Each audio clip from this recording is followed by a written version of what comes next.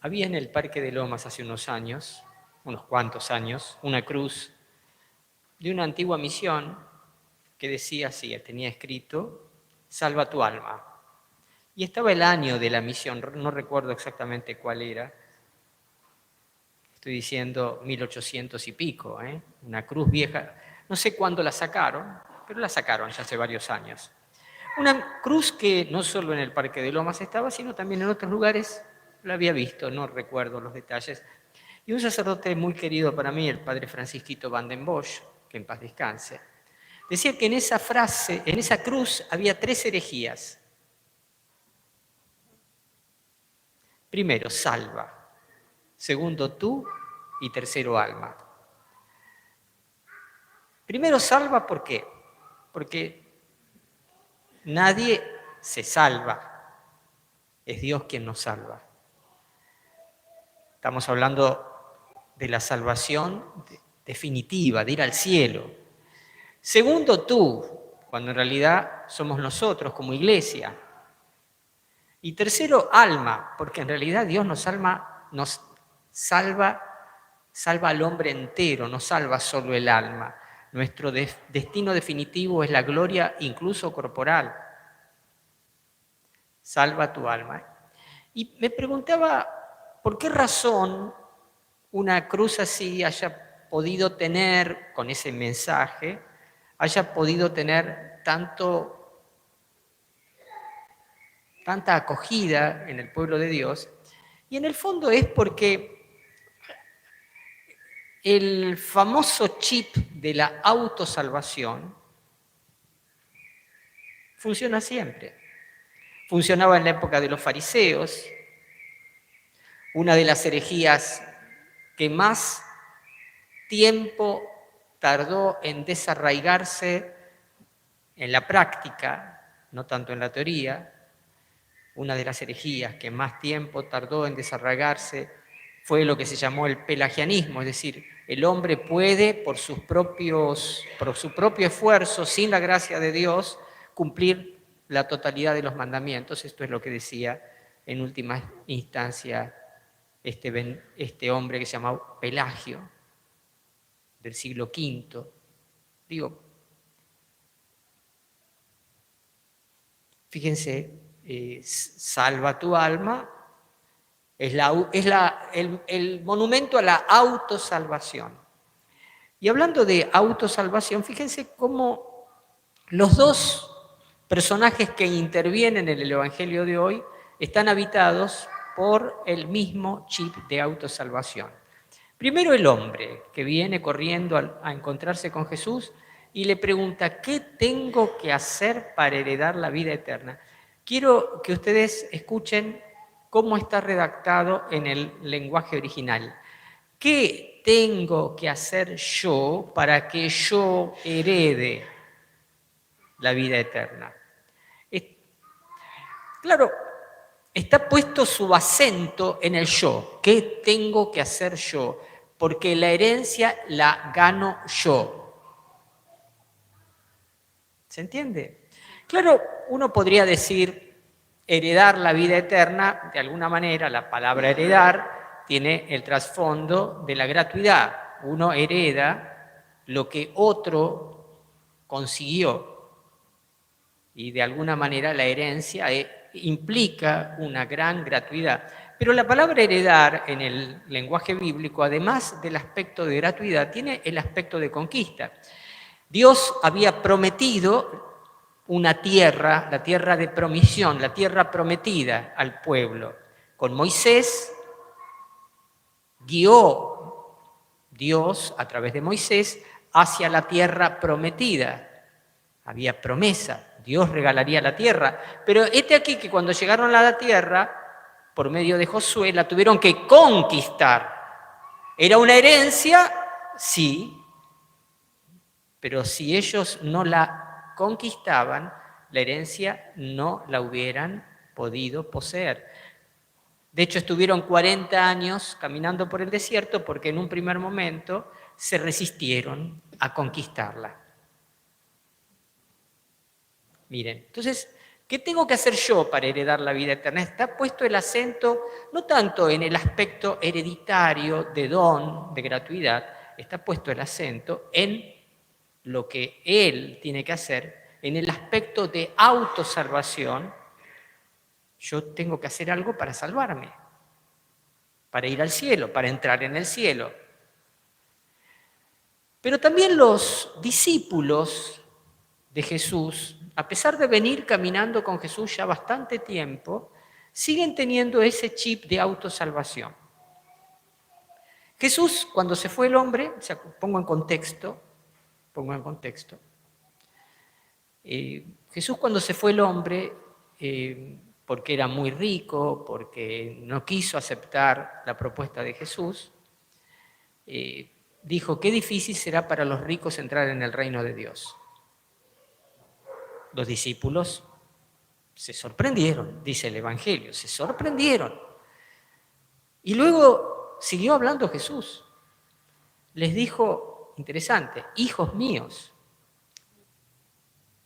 qué difícil es entrar en el reino de Dios. Ahí, la entrada en el reino de Dios no estuvo, digamos, la dificultad para entrar en el reino de Dios no estuvo asignada solamente a los que son ricos. Primero había dicho, qué difícil será para los ricos o para los que tienen posesiones entrar en el reino de Dios. Y después dijo, qué difícil es, sin especificar, entrar en el reino de Dios.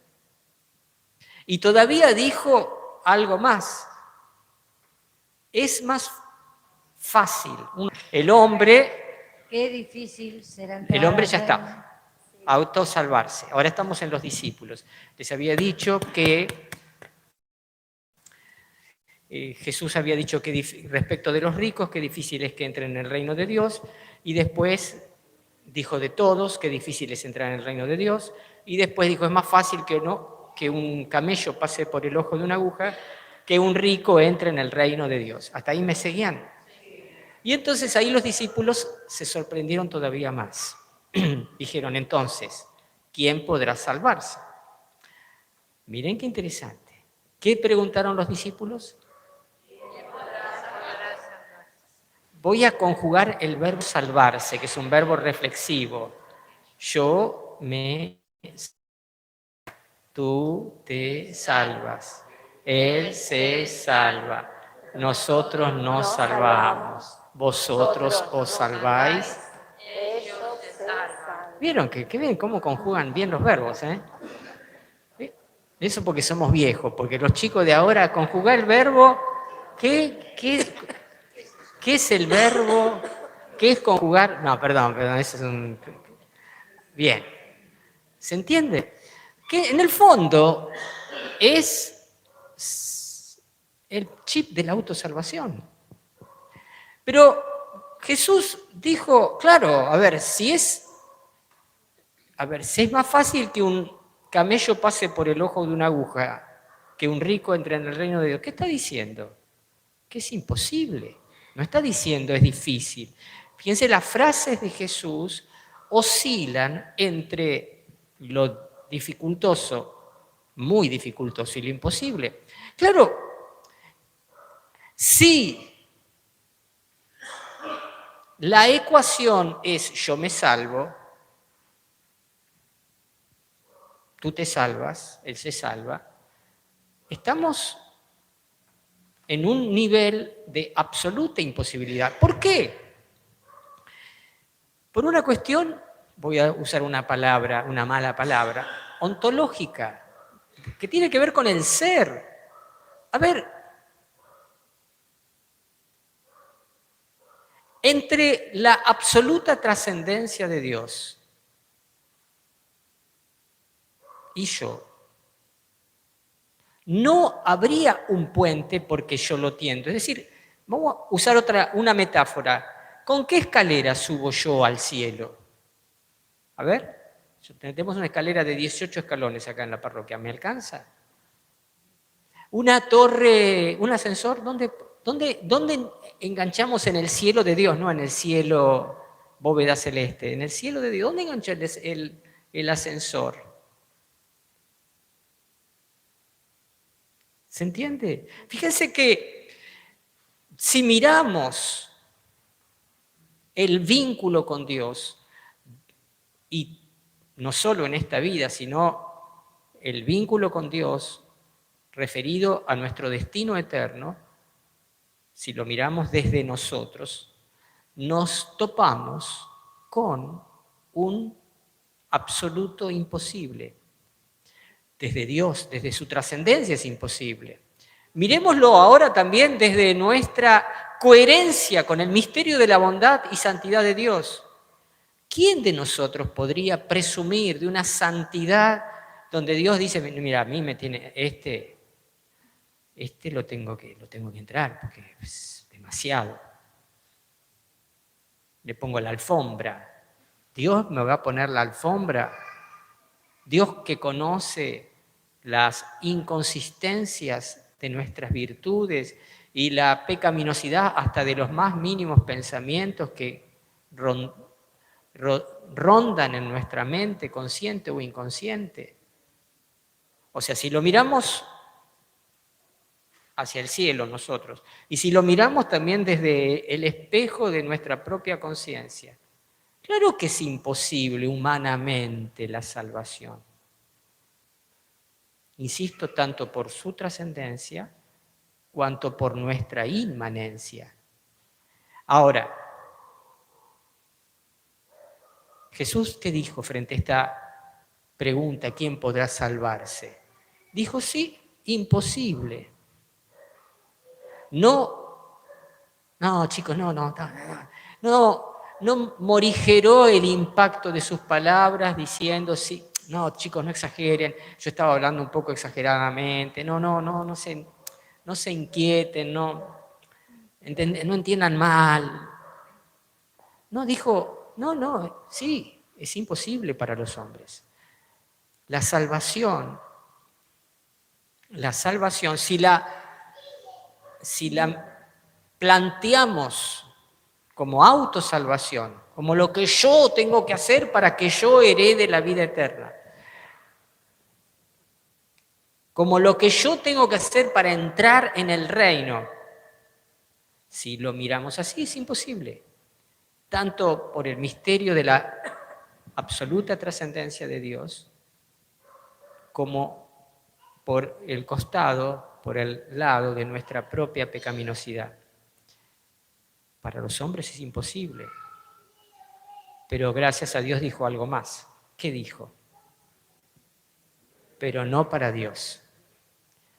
Porque para Él todo es posible. Con lo cual nos plantea que, a ver, si vamos al cielo es por Él. Si vamos al cielo es por Él. Es por Él. Nosotros no podemos poner una escalera que nos lleve al cielo, pero Dios, gracias a Dios, nos bajó una escalera. Él nos la bajó. Es una escalera que no... Hasta encima, me atrevería a decir, es una escalera mecánica, ¿viste? ¿Para qué murió Jesús? Para salvarnos. El que hizo tanto por nuestra salvación, ¿va a dejar tan así nomás que nos condenemos?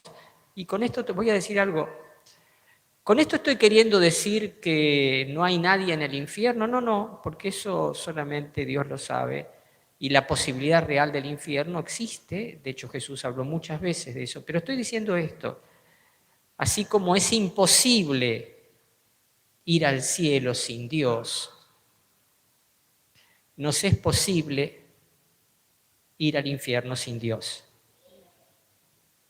Repito, así como nos es imposible ir al cielo sin Dios, nos es posible ir al infierno sin Dios. Decidir en contra de Dios, decidir yo no quiero ir con Dios. Alguna vez lo he dicho, el concepto fundamental de pecado, el concepto de pecado no es fundamentalmente ético o moral, es teologal, tiene que ver con nuestra relación con Dios.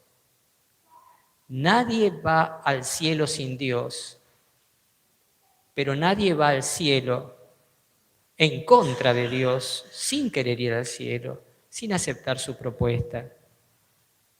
Por eso el Señor nos invita primero a recibir ese regalo de la salvación, sencillamente, y caminar con Dios y celebrar la salvación. ¿Qué es la misa? ¿A qué venimos a la misa? A celebrar la salvación. Porque la salvación que realizó Jesús en el Calvario se actualiza hoy en este lugar. Amén.